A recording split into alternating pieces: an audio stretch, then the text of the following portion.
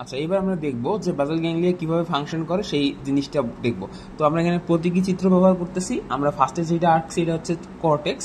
আচ্ছা, এইটা যেটা আঁকলাম সেটা হচ্ছে ফানিকুলার নিউক্লিয়াস। ফানিকুলার নিউক্লিয়াসের দুইটা পার্ট থাকে, ল্যাটারালি থাকে হচ্ছে পুটেন্টাম আর মিডিয়ালি থাকে হচ্ছে গ্লোবাস প্যালিডাস। এদেরও মিডিয়ালি থাকে হচ্ছে থ্যালামাস।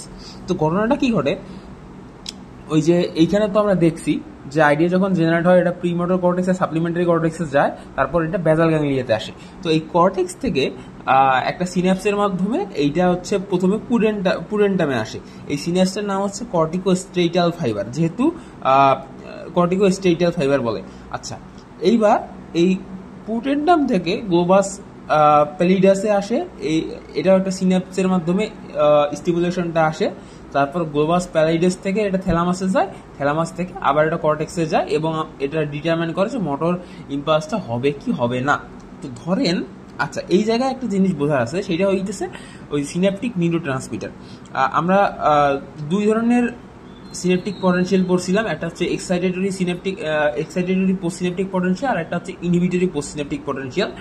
এটা এই যে ফার্স্টের যেই নিউরনটা যেটার নাম হচ্ছে কর্টিকোস্টেটাল ফাইবার, এই নিউরনটা এই যে এই পার্টে মানে হচ্ছে সিনেপটিক ক্লেফটে মানে হ্যাঁ সিনেপসের মধ্যে যেই নিউরোট্রান্সমিটারটা রিলিজ করে সেই নিউরোট্রান্সমিটারের নাম হচ্ছে গ্লুটামেট, যেটা একটা এক্সাইটেটরি নিউরোট্রান্সমিটার। মানে যদি এটা এখানে রিলিজ হয় তাহলে হচ্ছে এই নিউরনটা এক্সাইটেড হবে।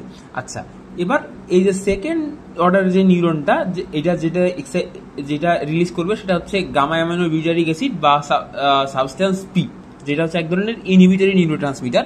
মানে হচ্ছে এই নিউরোট্রান্সমিটার যখন এক্সাইটেড হয়ে ইম্পালস ট্রান্সমিশন করবে, সেইটা এই সিনাপসে আসবে, তখন এই সিনাপস থেকে এই সিনাপসের মধ্যে এটা ইনহিবিটরি নিউরোট্রান্সমিটার হিসেবে কাজ করবে। মানে এটাকে ইনহিবিটেড করবে বা এই নিউরনের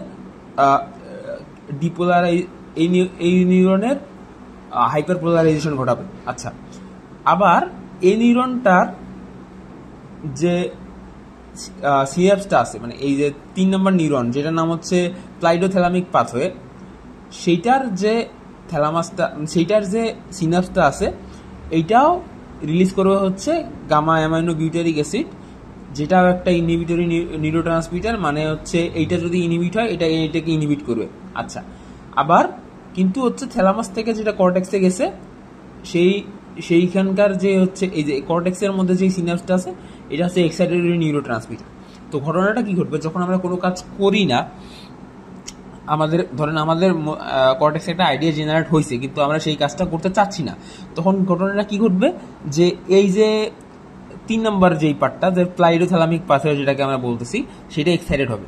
সেটা যদি এক্সাইটেড হয় তাহলে সেটা এই সিনাপসের মধ্যে gamma amino butyric acid release করবে, যেটা একটা ইনহিবিটরি নিউরোট্রান্সমিটার। যার ফলে এখানে কি হবে, ইনহিবিটরি পোস্টসিনেপটিক পটেনশিয়াল ফর্মেশন ঘটবে, যেইটা এই যে ফোর্থ যেই পাথওয়েটা আছে সেটাকে ইনহিবিট করে রাখবে। যদি সেটা ইনহিবিট হয়ে যায় তাহলে কর্টেক্সের মধ্যে আমরা মোটর ইম্পালসটা পাবো না, আমাদের বডির কোনো মোটর মুভমেন্ট হবে না।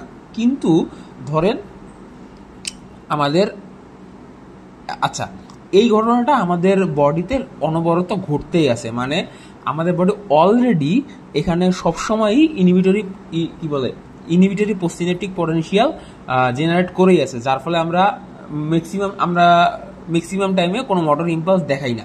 কিন্তু ধরেন আমাদের কর্টেক্সে একটা আইডিয়া জেনারেট হইলো, সেটা হচ্ছে আমাদের এই যে এই নিউরনটাকে কর্টিকোস্টেটাল ফাইবারকে স্টিমুলেট করলো। কর্টিকোস্টেটাল ফাইবারকে যখন স্টিমুলেট করবো, এখন আমরা এই ইম্পালসটা ঘটাতে চাই, মানে আমরা একটা মুভমেন্ট করতে চাই, তখন ঘটনাটা কি ঘটবে, এখান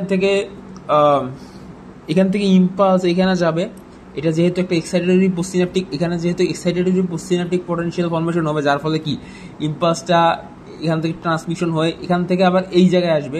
কিন্তু এই জায়গায় যখন আসবে তখন দেখেন, এটা যদি এক্সাইটেটরি এই নিউরনটা যদি এক্সাইটেড হয় তখন এটা এই জায়গাতে ইনহিবিটরি পোস্টসিনেপটিক পটেনশিয়াল ফর্মেশন করবে, যার ফলে ঘটনাটা কি ঘটবে, 3 নম্বর যে নিউরনটা আছে যেটা হলো প্লাইডোথ্যালামিক পাথওয়ে, সেইটা ইনহিবিট হয়ে যাবে।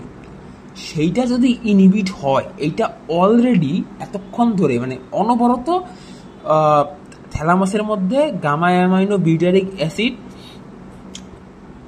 মানে সিক্রেশন করতেছিল, যেটা একটা ইনহিবিটরি পোস্টসিনাপটিক পটেনশিয়াল, যেটা থ্যালামাস এটা মুভমেন্টকে ইনহিবিট করে রাখতেছিল।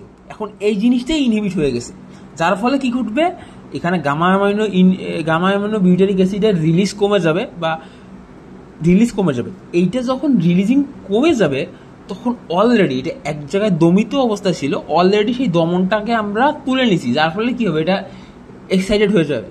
যখন এটা এক্সাইটেড হয়ে গেল তখন এইটা এই পাথওয়ে 4 নম্বর পাথওয়ে দিয়ে কর্টেক্সকে স্টিমুলেট করবে, মানে এটা তো যেহেতু এক্সাইটেটরি গ্লুটামেট রিলিজ করবে, যেটা একটা এক্সাইটেটরি পোস্টিনেটিভ পটেনশিয়াল, যার ফলে কর্টেক্স স্টিমুলেটেড হবে এবং আমাদের বডিতে মোটর ইম্পালস ফর্মেশন করবে এবং আমাদের বডিতে মোটর অ্যাক্ট হবে। এটাই ছিল।